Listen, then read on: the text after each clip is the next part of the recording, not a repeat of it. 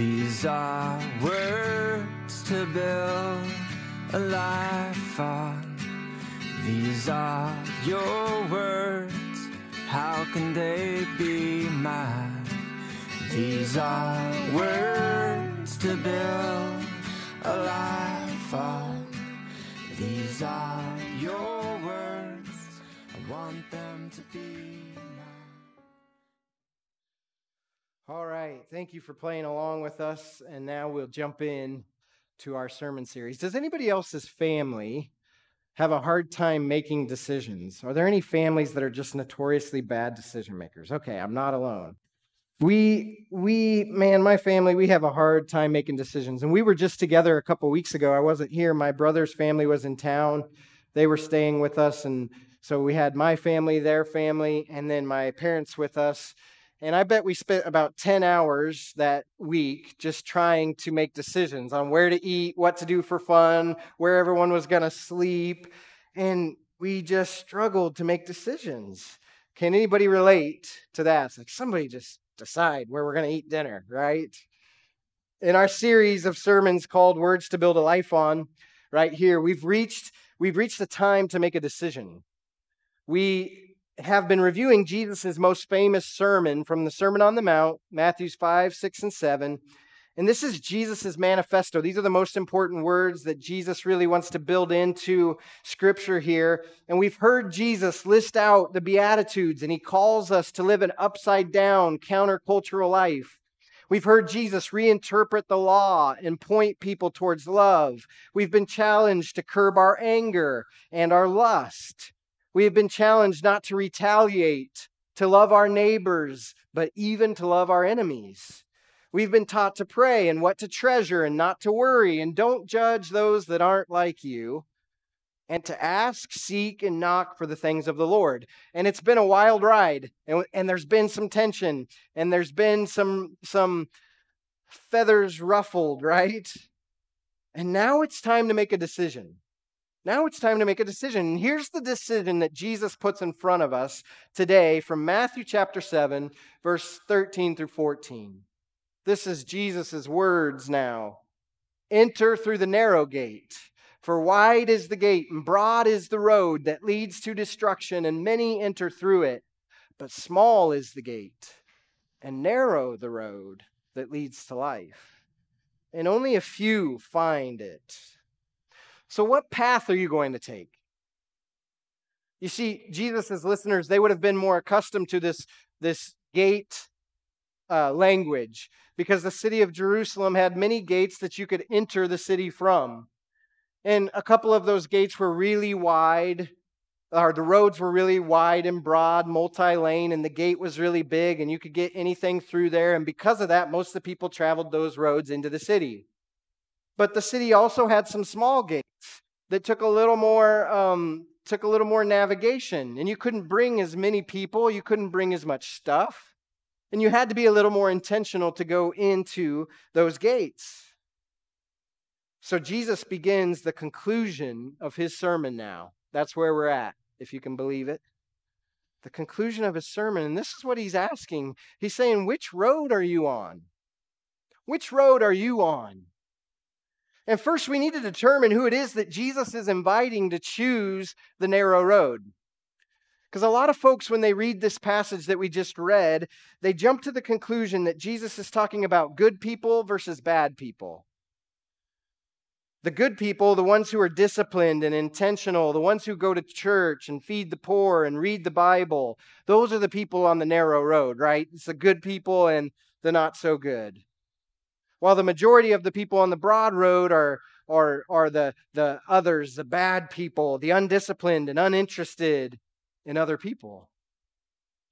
In the church, we might say the worldly are on the broad road and the Christians are on the narrow road. But all throughout Jesus' sermon so far, Jesus hasn't been distinguishing between bad people and good people. If you think about what the Sermon on the Mount is intended to do, it's not to distinguish between those who are evil and those who are good. It's to draw a line between the Pharisees and the scribes and those who trust in Jesus.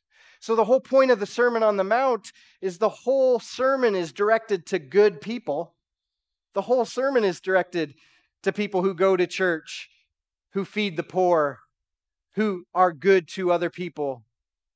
It's not this dissection between good and bad. It's this dissection between people who believe they themselves can earn their salvation or they themselves can be good enough, and those that know and trust Jesus as their only hope.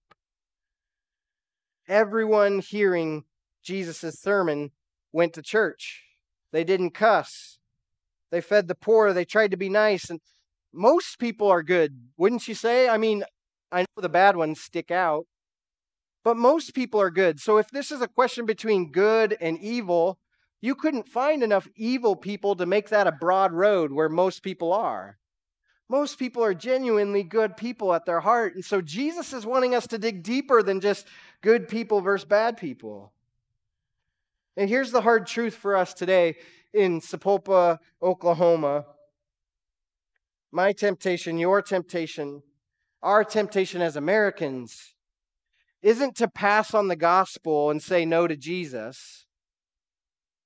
It's to water the gospel down with cultural politics and cultural ideals so much that we just blend in with everyone else, and the gospel actually loses its distinction.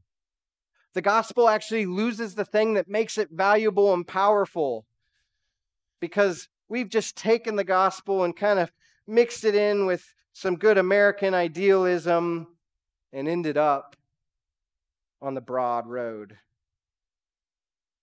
Today, your decision is not whether or not you'll be a good person. That's not the decision Jesus is calling us to. Lots of good people are traveling the broad road. Lots of good people are traveling the broad road. Lots of good church people are traveling the broad road. They're just hanging out in the religion lane. And Jesus is calling us to the narrow way. You have two choices: the broad, wide, and well-traveled, or the narrow, the small, and the sparsely populated. And why is it that the broad road is so well-traveled? Have you ever thought about that? Why is it so well-traveled? And the narrow is so infrequently traveled. Pastor John Stott, theologian, says this: the way of the broad way, it doesn't have to be learnt or cultivated. Effort is needed to resist the way of the broad way. No effort is required to practice the way. It just happens, right? It's just natural. That's why the broad way is so easy, because you don't have to really try. And unfortunately, we like easy. We like no effort. It's hard for us to say no to the herd. It's not hard to just get in the current of our culture and just ride it out. So when everyone else around us builds lives of busy and hurry, we do too. When everyone else values justice over mercy, we do too. When everyone else amasses wealth at the cost of generosity, we join in, because it's actually not that hard. Everyone else is doing it. And not only that, we don't like to stick out. Have you ever noticed that about human beings? We don't like to stick out. We like to blend in. We don't want to be the ones that everyone notices. And the great philosopher Aristotle, he had a philosophy that he called the golden mean. And really the gist of the golden mean is that he proposes the sweet spot of morality is to kind of land in between the two extremes. It's this divine middle road. And that's where you want to be. You don't want to be on the extreme here. You don't want to be on the extreme here. You want to find the middle road. The middle road is the safest and least turbulent. Therefore, it often becomes our goal. Let's just find the middle road. We don't want to be extreme, right? Yet the middle road, in Jesus' analogy of the narrow way and the broad way, the middle road is just the right lane of the broad road. It's still on the wide road. The middle road is still headed for destruction. And Jesus doesn't give an easy, no trouble, blend in with the crowd option that leads to life. There's not a turnpike where you can get off and bypass the difficult things and arrive where you want to arrive. There's really only two options. Yet, narrow and small are such distasteful words to us, aren't they?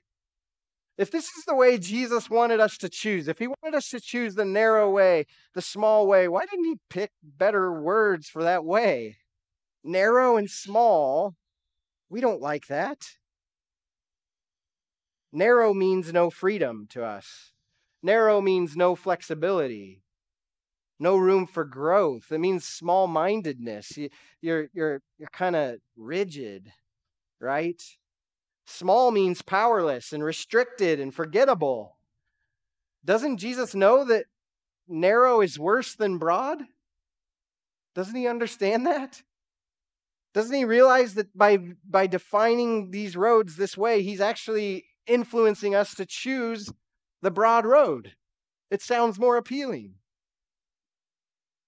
Of course he does. I think Jesus knows that. But here's what we're missing. Narrow is the way, and small is the gate, but the destination to which they lead is everlasting life, freedom, and abundance. Here's the thing. We get caught thinking that life in Jesus is narrow and small. We get caught thinking that the result of surrendering your life to Jesus means that we will be missing out, that we'll be restricted and confined. It's narrow and it's small. But that's not true. Life in Jesus is the most abundant of lives. It's the full effect. In fact, you can never be the person you're fully created to be unless you choose this life. It's when you live with Jesus that you are your best and you are experiencing love at its finest. Yet the only way to get there is to enter that life through Jesus. It's a narrow entrance, but it opens up to a great expanse. There aren't other options. You can't find alternate routes. The way is narrow, but it is full of freedom. Just 3 weeks ago, Bob Benkin and Doug Hurley rode SpaceX Dragon up to the International Space Station. We launched them from Florida. And how many of you watched that? A lot of us watched that. And they watched these two astronauts blast off into space. This is the vehicle they rode in. This is SpaceX Dragon right here on top of the rocket, I think was called Falcon something or other. And it's a little bit hard to tell dimension here, but you can see that very top corner. The very top corner is where Bob and Doug are sitting. And if you saw the pictures inside of it, it's a pretty cramped space. There's not much room there. And if you look at this rocket, look how narrow it is. Look how aerodynamic. And this is the rocket that launches Bob and Doug into the expanse of space. The way to space was narrow and confined and restricted, right? They couldn't bring much with them, but the destination to which they were going was as big and as expansive and as free as any of us would ever hope to experience. Did you ever think about the fact that Bob and Doug would have never gotten to the International Space Station had we tried to launch a cruise ship to the space station? You had to restrict. It had to be narrow. It had to be small. But that doesn't mean that the destination was limited. Now they're orbiting the Earth. Right? See, this is the invitation of Jesus to good people. He's saying the popular way of the world, the way in which you earn your own path to eternal life, the way in which your pleasure and your comfort and the ease of your life rule the day, the way in which you never have to stick out, you can just blend in and find the middle road, that way is leading nowhere. It's actually a dead end. It's going nowhere. Yet there is another way. And this way is narrow and small because it's Jesus and Jesus only. But it opens up to the most abundant life imaginable. See, some of us in this room, we've avoided turning our lives over to Jesus because we feel like we're giving up our freedom. We feel like we're giving up our opportunity at the fullest life. We feel like we'd have to surrender and give up to this openness and to really be restricted into one belief. And so we've said no. But what I think, if you were honest, you might admit to me today is that promise of freedom and openness and you do you and have your own way, it doesn't lead to the life you hoped it would lead to. In fact, that broad way gets narrower and narrower. Eventually, dead ends. So you're hungry for something different. And this is what Jesus says about himself. I am the way and the truth and the life. So when Jesus says the way is small and narrow, he's saying the way is Jesus. No one comes to the Father except through me. It's narrow. He's the only way. It's a decision that not everyone is willing to make. As Linda comes, I want to encourage you today.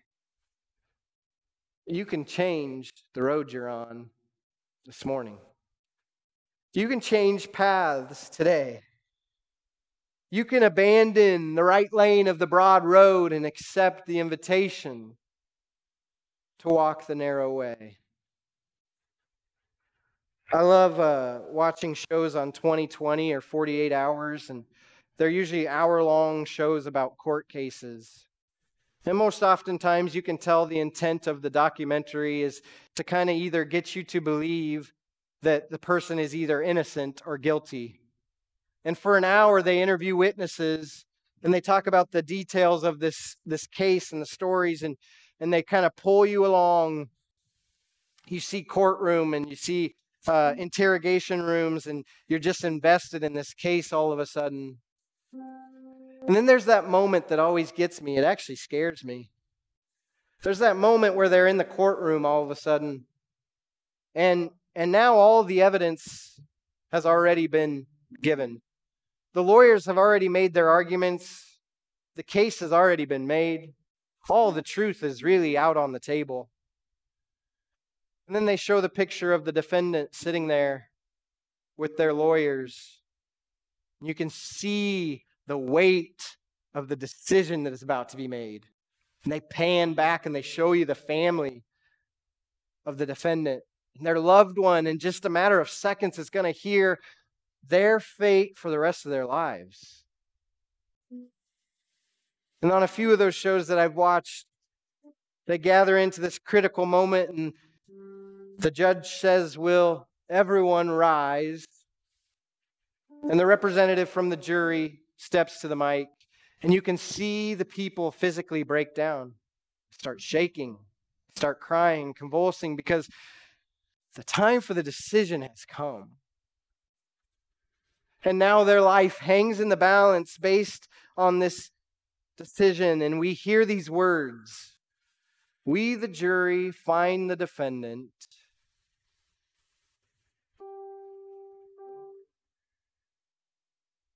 And this is the scene that Jesus has just created. He's laid out the gospel to the best of his ability. He says, this is what the kingdom of God looks like. This is what religion is actually all about. He's reinterpreted it. He's made his arguments. He's put it all on the table. Now he calls for us to rise. Would you rise? If you can, would you stand? Because Jesus is saying, would you stand? He's saying, now is the time for the decision to be made. And your life hangs in the balance. But here's the thing, church. Today, the judge turns to you instead of the jury. And he says, you make the choice on the fate of your future. This isn't somebody else's choice for you. You make the choice. And he said, wide is the road that leads to destruction, and narrow is the way that leads to eternal life. And he says, I am the way and the truth and the life, and no one comes to the Father except through me. And he says to you today, which road do you choose? So if you're ready to choose the narrow way today, we're going to sing a few verses of a song. And I just invite you, if you feel God speaking to you in your spirit, challenging you to change the road you're on and to choose the road of Jesus Christ, I just invite you to take some physical movement today. Maybe you'd come down to this altar, and we're not all going to gather around you. We're not all going to bombard you, but this is an altar where the Lord wants to meet you, and you could come and pray. Or you might kneel right here at these chairs. Or maybe you would just turn and kneel at your own chair as a physical movement saying, I am changing my way. Maybe you would feel most comfortable just coming and standing down front. But the decision has been given over to you this morning. And the decision is the biggest decision of your life.